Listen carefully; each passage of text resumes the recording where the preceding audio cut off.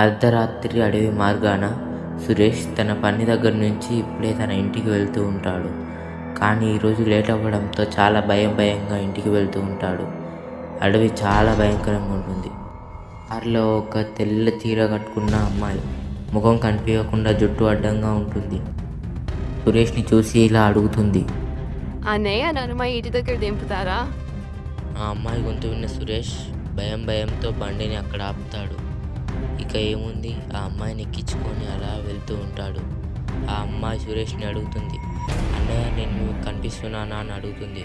సురేష్ సడన్గా అద్దంలో చూడగానే ఆ అమ్మాయి వెనకాల ఉండదు, మాయమైపోతుంది. సురేష్ భయంతో ఉంటాడు. ఈలోపే సురేష్ భుజం మీద 2 చల్లని చేతులు పడతాయి. ఎవరు అని సురేష్ భయంతో అడుగుతాడు. ఆ అమ్మాయి వెంటనే వచ్చి నేను ఇక్కడే చనిపోయాను అని చెప్తుంది. సురేష్ భయంతో బండి స్పీడ్గా నడుపుతాడు. కానీ సురేష్ మాయమైపోతాడు. అక్కడ బండి కింద పడిపోతుంది. అప్పటి నుంచి సురేష్ ఎవ్వరికీ కనిపించలేదు. ఆ బైక్ కూడా అలాగే పడి ఉంది. ఇక రాత్రిపూట అటు వెళ్ళాలంటే జనాలు చాలా భయపడేవారు.